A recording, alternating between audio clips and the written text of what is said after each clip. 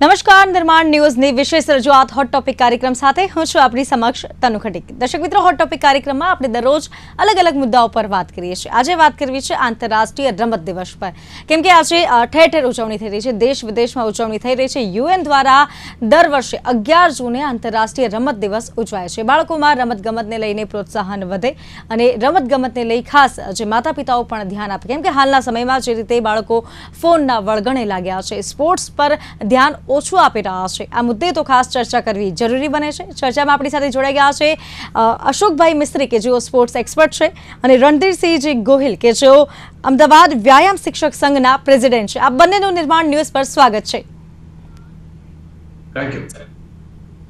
જી, શરૂઆત કરીએ શોની। પહેલા તો આજે આંતરરાષ્ટ્રીય રમત દિવસ છે, અશોકભાઈ શું કહેશો આજના દિવસને લઈ? વેલ, ઇન્ટરનેશનલ ડે ઓફ પ્લે એવું એનું નામ આપવામાં આવ્યું છે અને ખાસ કરીને એક સ્પેશિયલ ડે એ શરૂ કરવામાં આવ્યો છે। આમ તો ઘણા અલગ અલગ જગ્યાએ અલગ અલગ દેશોમાં પોતાની રીતે રમતગમત દિવસ મનાવતા હોય છે, પણ આ પર્ટિક્યુલર જે ડે છે એ ઇન્ટરનેશનલ ડે ઓફ પ્લે, એટલે કે બાળકોને પોતાનું બાળપણ પાછું મળે, પોતાની રમતો પાછી મળે, પોતે મોબાઈલ કરતા રમતોમાં વ્યસ્ત રહે, એ પ્રકારના આયોજન માટેનો આ સ્પેશિયલ ડે એ યુએન દ્વારા શરૂ કરવામાં આવ્યો છે। એટલે અહીંયા આગળ જે મુખ્ય હેતુ છે એ મુખ્ય હેતુ એ છે કે બાળકોને જે અત્યારે મોબાઈલમાં રચ્યા પચ્યા રહે છે એના બદલે એમને મેદાન ઉપર લાવવા, રમત રમતા કરવા, કારણ કે જે કોઈ તમે વસ્તુ શીખી શકો છો એ એકબીજાની સાથે પરસ્પર જ્યારે રમતા હોય ત્યારે જ શીખી શકાય। ટીમ વર્ક કેવી રીતના કહી શકાય, ડિસિપ્લિન કેવી રીતે કહી શકાય, બિહેવિયર કેવી હોવી જોઈએ, આ બધી જ વસ્તુ તમને રમત શીખવાડે છે જ્યારે તમે રમતને અપનાવો। તો અહીં આગળ એક પ્રયાસ એવો છે યુએન દ્વારા કે ભાઈ ઘણા બધા બાળકો એવા છે કે જે મોબાઈલમાં લાગેલા છે, નંબર 1। બીજા એવા બાળકો છે, there are 70% of young children who doesn't study, who doesn't play। તો એ લોકોને પણ આમાં જોડવા કે જે લોકો અત્યારે ભણી જ નથી રહ્યા, તો ભણતા જ નહીં હોય તો રમત ક્યાંથી રમવાના છે? સ્વાભાવિક છે કે નાનપણથી લોકો મજૂરી કરે છે। So there is a very huge amount of people there કે જેને ચિલ્ડ્રન ધેર કે જેમને પણ આમાં વાળવાનો પ્રયત્ન કરવામાં આવે છે। એટલે આ પર્ટિક્યુલર દિવસનું મહત્વ એટલા માટે છે કે અહીંયા આગળ કઈ રમત ગમત નથી શીખવાડવાની, કોઈને હોકી કે ક્રિકેટ કે એવું નથી શીખવાડવાનું, પણ રમત પ્રત્યે સજાગ કરવાના છે, જેથી કરીને રમતના જે ગુણો છે, કોઈ પણ રમત રમો એના બેઝિક ગુણો તો સરખા જ હોય કે ડિસિપ્લિન હોય, નિયમ હોય, સમયસર આવવું હોય, સમયસર જવું હોય, આ પ્રકારની જે ટીમ વર્ક હોય, એકબીજાની સાથે તમારે રિસ્પેક્ટ કરવું પડે, તો આ બધા ગુણો એ બાળકોમાં સિંચન થાય એ માટેનો આ પર્ટિક્યુલર દિવસ જાહેર કરવામાં આવેલ છે। જી, રણધીરસિંહજી આપ શું કહેશો આજના દિવસને લઈ? ખાસ તો આંતરરાષ્ટ્રીય રમત દિવસ અને બાળકોને ખાસ પ્રેરણા આપવા માટે ઉજવણી થાય છે, શું કહેશો? બાળકોના માટે આજે રાષ્ટ્રીય દિવસની ઉજવણી થાય છે, એક દિવસની ખૂબ સરાહનીય કામ છે, કારણ કે છેલ્લા કેટલાક સમયથી ગુજરાત રાજ્ય અને ભારત સરકાર દ્વારા એ રમતગમતને પ્રાધાન્ય આપવામાં આવી રહ્યું છે, જે શાળાના બાળકો સુધી પહોંચે એ ખૂબ જરૂરી છે અને શાળાના બાળકો પ્રત્યેની એ થોડાક સિરિયસ થાય અને શાળાના બાળકો જે ખૂબ જ નાના છે, જે પહેલા ધોરણથી લઈને 12મા ધોરણ સુધીના, એ લોકોના માટે ખરેખર આ વસ્તુ ઇમ્પ્લિમેન્ટ થાય એમના માટે તો એ વધારે બેટર રહેશે કે જે જગ્યાએ શિક્ષકોની ઘટ હોય ત્યાં શિક્ષકો, વ્યાયામ શિક્ષકો પણ હોવા જોઈએ કે જે એક વિષય પણ છે અને એક રમતગમતથી બાળકનો સર્વાંગી વિકાસ પણ થઈ શકે છે। અને પહેલી તો રમતગમત દ્વારા બાળકને એટલું તો જ્ઞાન પ્રાપ્ત થાય છે એ જિંદગીમાં હાર જીત બંનેને પચાવી શકતો થાય છે। એટલે આવા રમતગમત દિવસ તો 100% હોવા જોઈએ અને એને ખૂબ જ મોટા પાયે એનો ઉજવણી કરવી હું એવું માનું છું। જી અશોકભાઈ, ખાસ કરીને હાલના સમયમાં જ્યારે બાળકો મોબાઈલની લતે ચડ્યા છે, સ્પોર્ટ્સને લઈને ગવર્મેન્ટ તરફથી તો ઘણી બધી પહેલો થઈ રહી છે, ઘણા બધા આયોજનો થઈ રહ્યા છે, માતા પિતાઓએ પણ હવે ધ્યાન દેવું જોઈએ, સ્પોર્ટ્સ પ્રત્યે જાગૃતતા આવે તેની માટે શું કરી શકાય આપના મતે? તમારી વાત બિલકુલ સાચી છે, કારણ કે આ તો લગભગ દરેક વ્યક્તિ પોતાના જીવનમાં ડે ટુ ડે ના લાઈફની અંદર ફેસ કરતા હોય છે। ભાઈ હોય કે બહેન હોય, નાની કે બાળકો હોય, તો આ પ્રકારની પ્રવૃત્તિમાં એ લોકો રચ્યા પચ્યા રહે છે। હવે અહીંયા 2-3 વસ્તુ છે કે જ્યારે તમે એક સંપન્ન માણસો છો they are busy with the mobile અને ટેબ્લેટ ને એમાં પડ્યા છે. બીજી વસ્તુ એ છે કે જે 71% બાળકો જે ભણતા નથી અને એટલા માટે રમત ગમત રમતા નથી. બીજું કે જે અમુક બાળકો એવા છે કે જેને 160 મિલિયન બાળકો છે કે જે નોકરી કરે છે. હવે તમે વિચાર કરો, બાળકો ભણવાની ઉંમરે જ્યારે નોકરી કરતા હોય તો એ જે બાળકો છે એને રમત ગમતમાં વાળવાની વાત પણ છે. હવે શું કરી શકાય? એ તો તમે પહેલી વાત કીધી કે જો મા બાપ એના વળગણમાંથી દૂર રહી શકતા હોય તો એમના બાળકો એ વળગણમાંથી દૂર રહી શકે. પહેલી વસ્તુ એ છે. એટલે અહીંયા તમે જુઓ કે મમ્મી પપ્પા જો 24 કલાક ફોન ઉપર જ રહેતા હોય કોઈ પણ રીતે કામ માટે અને અધરવાઇઝ, તો I think that is going to be there in the children. એ લોકો એમને ફોલો કરશે. એટલે એ વખતે તમારે પોતે તમે નિયમો એવો બનાવો કે ભાઈ જમવા બેસીએ તો કોઈ મોબાઈલ નહીં વાપરે, અથવા તો બહાર આંટો મારવા જઈશું તો કોઈ મોબાઈલ નહીં લે.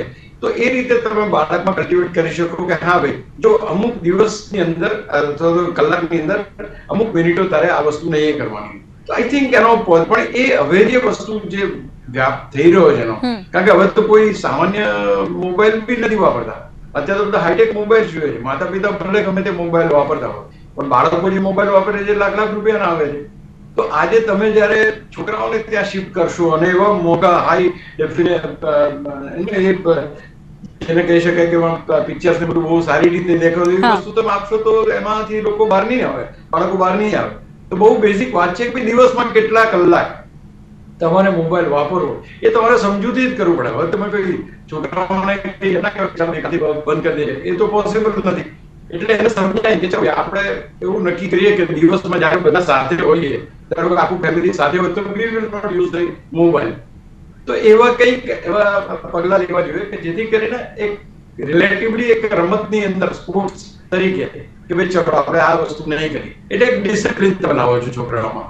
અને એ ડિસિપ્લિન જો ત્યાં હશે તો ત્યાંથી સમય બહાર કાઢશે તો એને બાકીની દુનિયા દેખાશે કે ભાઈ આ દુનિયામાં રમત ગમત પણ ચાલે છે, પછી ક્રિકેટ ચાલે છે, બેડમિન્ટન છે, વોલીબોલ છે, અઢળક બધા ક્ષિતિજો ખુલેલી છે, ત્યાં આગળ તમે જઈ શકો. તો I think most responsibility that is to the parents.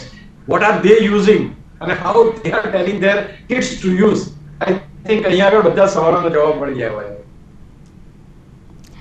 જી, ખાસ કરીને જ્યારે રમતગમતને લઈ વાત કરી રહ્યા છીએ તો હાલના સમયમાં જે અત્યારે ટ્રેન્ડ ચાલી રહ્યો છે, સોશિયલ મીડિયા પર ટ્રેન્ડ બાળકો ફોલો કરે છે. હવે સોશિયલ મીડિયા પર કોઈ કેમ્પેન બી જો શરૂ થઈ જતી હોય છે કે રમતગમતને પ્રોત્સાહન આપો તો અત્યારની જનરેશન તેને પણ ફોલો કરી લેશે, પરંતુ ખરેખર જીવનમાં ઉતારવું જોઈએ તેની પર ધ્યાન નથી આપતા. રણજીતજી, શું કહેશો આપ? સોશિયલ મીડિયાના જમાનામાં બાળકોને કઈ રીતે પ્રોત્સાહિત કરવા જોઈએ, શું કહેશો?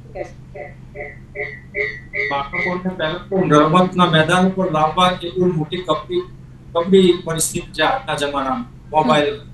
કારણ કે મોટા ભાગના વિદ્યાર્થીઓ કે બાળકો મોબાઈલનો આ જેટલો ટાઈમ આપે છે એટલો રમત ગમત માટે ટાઈમ આપી શકતા નથી. અને આપે તો પણ એમાં નિયમિતતાનો અભાવ જોવા મળે છે કે ભાઈ થોડા દિવસ આવશે રમવા પછી પાછા મોબાઈલના વળગણમાં. એટલે પહેલું તો મોબાઈલ વળગણ જે મા બાપને છોડાવવું જોઈએ અને એ ટાઈમ થોડોક રમત ગમત માટે જો બાળકો ફાળવે તો ખરેખર આપણા જે ગુજરાતમાં મેડલોની જે કમી દર વર્ષે વર્તાય છે આપણી એ કદાચ પૂરી થઈ શકે.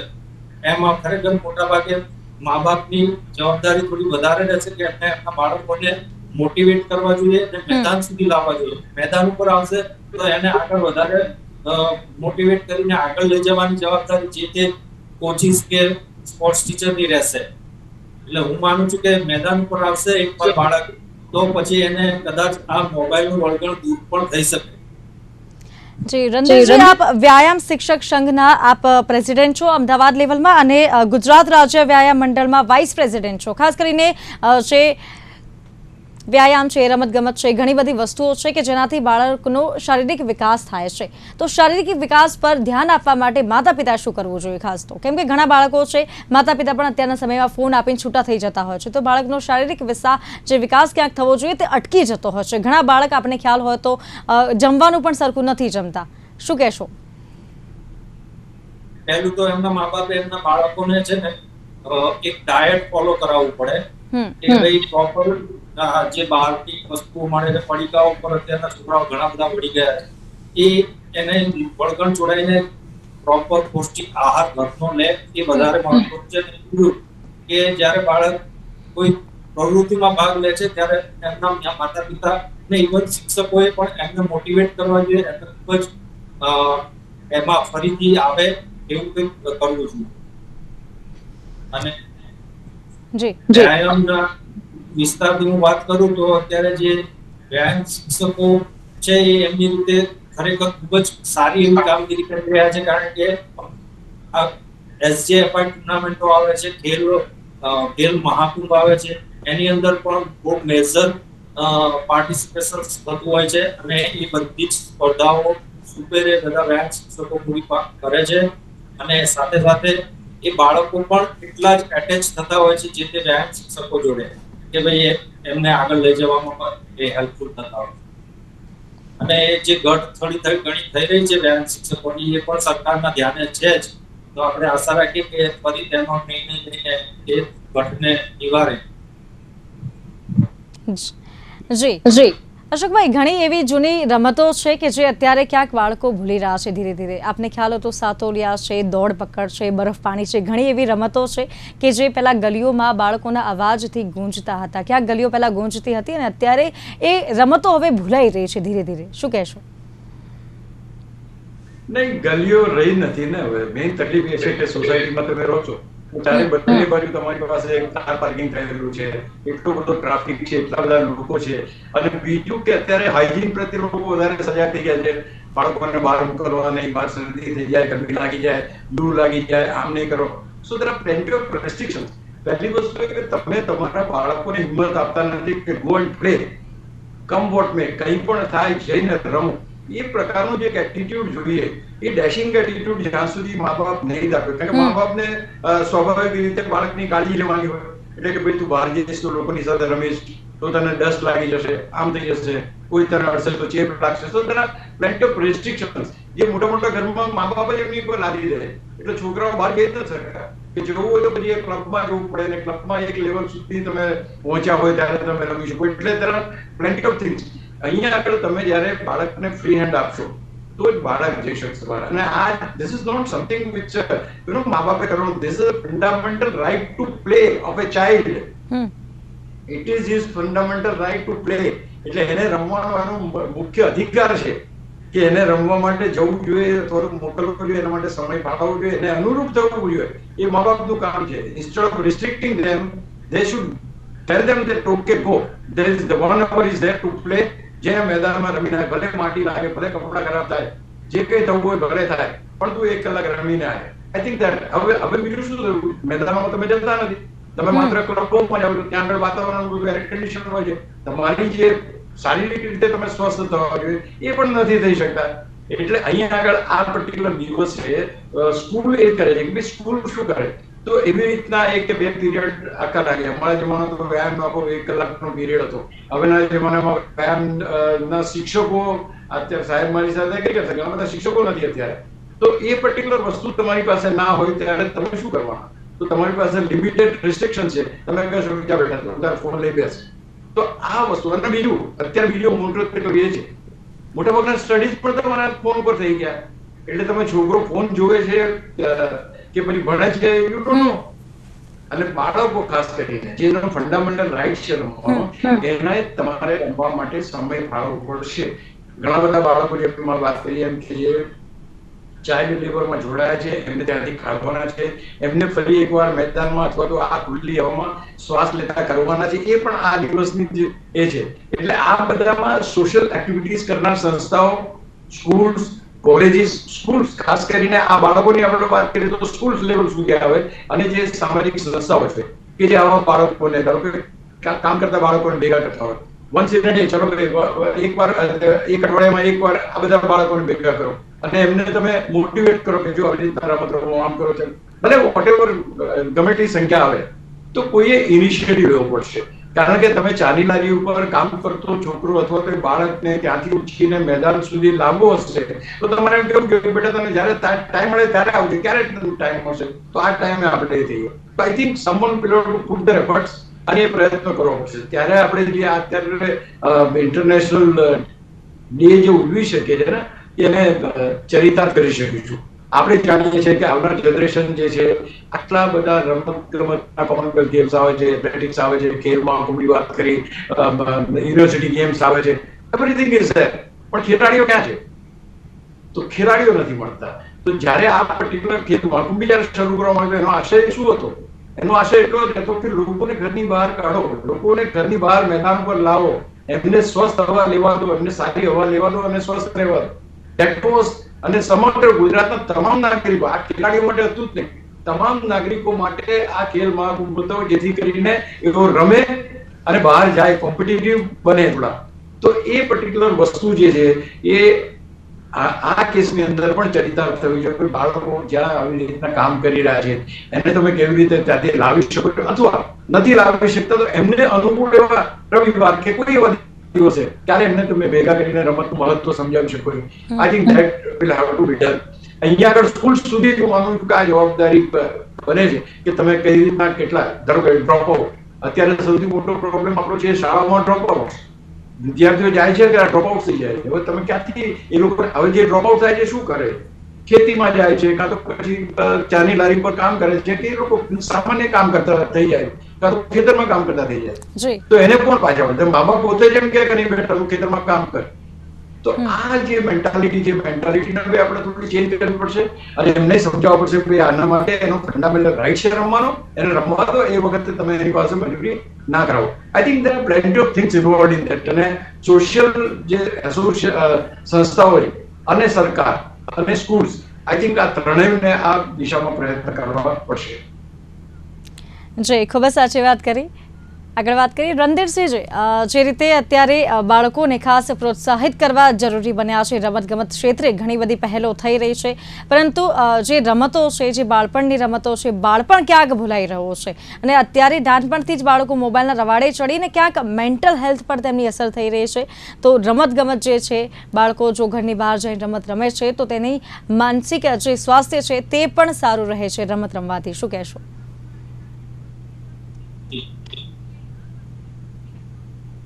બાળકોને જે રીતે મા બાપ એમના મોબાઈલ પકડાઈ દે છે, બાળક રડે છે તો એને બીજી કોઈ એક્ટિવિટી સિવાય સીધું મોબાઈલ જ પકડાઈ દેવાનું ને એની અંદર જ એને ક્રિએટ કરતા હોય છે કે એને એન્ટરટેન કરતા હોય છે. એ વસ્તુ થોડી ત્યજીને બાળકને બહાર લાવીને શુદ્ધ હવામાં બહાર લઈ જાય, બગીચાઓ ઘણા બધા બનેલા છે એમાં લઈ જાય તો થોડોક બાળક એની જાતે રમતું થાય. બાળકને રમતું નાનપણથી કરે ને તો એ બાળક હંમેશા આગળ જઈને રમતમાં ભાગ લેશે.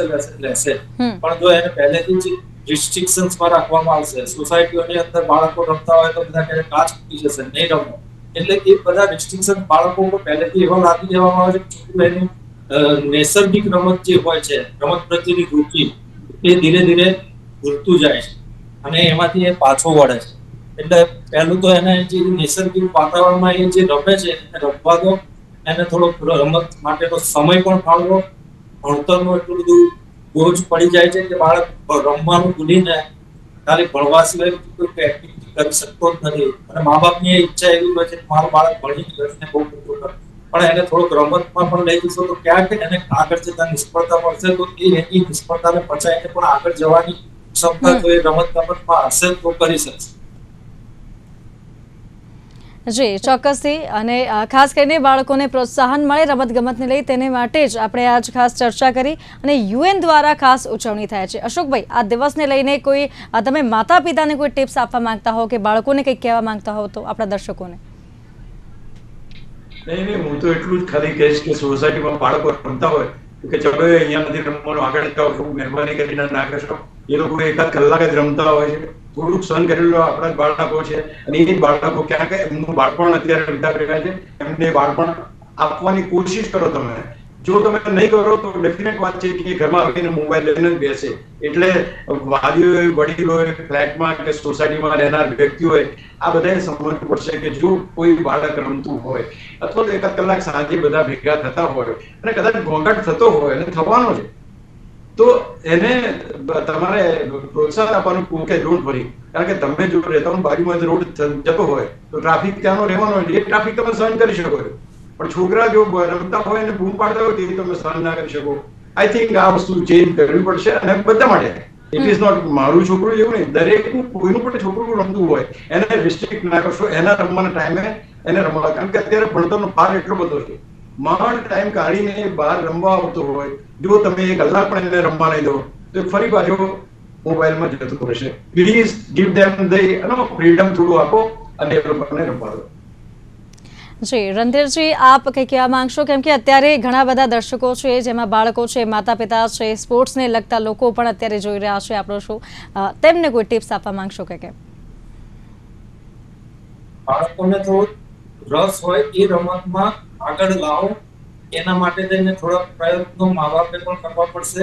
સાથે સાથે અમે બધા વ્યાયામ કે રમત સાથે જોડાયેલા લોકો છે, એ પણ અમે એમાં મદદ કરતા રહીશું. અને બાળકો રમે અને ખુશ રહે અને એમનું માનસિક સ્વાસ્થ્ય સારું રહે, એ જ અમે ઈચ્છીએ છીએ. એટલે બાળકોને રમતના મેદાન સુધી લાવો, એ અમારી ઈચ્છા છે. જી જી જી. અને સાહેબે કીધું અશોકભાઈએ તો બાળકો રમતા હોય તો સહન કરવાની શક્તિ પણ આપણે કેળવવી તો પડશે જ.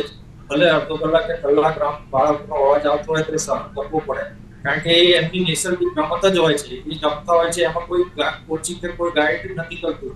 એમની જાતે જે રમતો શોધીને રમતા હોય છે, તે રમતો એમને રમવા દેવું. જી રણજીતજી, આપ વ્યાયામ શિક્ષક સંઘ સાથે જોડાયેલા છો, ખાસ કરીને વ્યાયામને લઈ બાળકોને શું કહેવા માંગશો? કેમ કે અત્યારના સમયમાં યોગા માટે લોકોને જાગૃત કરવા ખૂબ જરૂરી છે. ઓનલાઈન ઘણા બધા કેમ્પેઇન ચાલે છે યોગાને લગતા, વ્યાયામને લઈને ખાસ બાળકોમાં જાગૃતતા આવે, શું કહેશો? વ્યાયામ વિષય એટલો વિશાળ છે કે ફક્ત એ રમત સાથે જ સંકળાયેલો નથી. એ બાળકોના માનસિક, મનોવૈજ્ઞાનિક દરેક પાસાઓ ઉપર કામ કરવા માટે આવે છે. અને એની અંદર વ્યાયામ વિષયની અંદર સ્પોર્ટ્સ મેડિસિન, સ્પોર્ટ્સ મેનેજમેન્ટ ઘણું બધું છે. ફક્ત વ્યાયામ એકલું રમતની જે પરિભાષામાં મૂકી દેવામાં આવે છે એટલો પૂરતો નથી. વ્યાયામ વિષયમાં ઘણું બધું છે. બાળકો જાણશે, એમને પોતાને ફર્સ્ટ એડ કેવી રીતે થાય છે, પ્રાથમિક સારવાર પ્લસ એનાટોમી, એ બધા સબ્જેક્ટ એની અંદર આવી જતા હોય છે 12મા ધોરણ સુધીમાં. તો એ બધા સબ્જેક્ટ પણ એની અંદર ભણવામાં આવે છે. તો એ જોશે તો વાંચશે તો એને ખ્યાલ આવશે કે ભાઈ વ્યાયામ ફક્ત એક વિષય રમત પૂરતો નથી. આપણા માનવ મનુષ્યના દરેક પાસાને આવરી લેતો વિષય છે. જી એવું એમ છે કે વ્યાયામને જે એક ઓપ્શનલ તરીકે કાઢવામાં આવ્યું છે, એના કરતા એને મેઇન સ્ટ્રીમમાં લાવવાની જરૂર છે.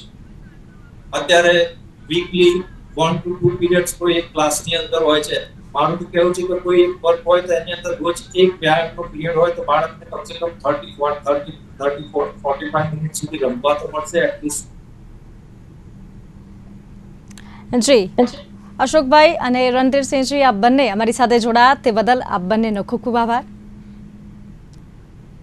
તો હાલ કાર્યક્રમ હોટ ટોપિકમાં બસ આટલું જ. મને આપશે રજા. નમસ્કાર.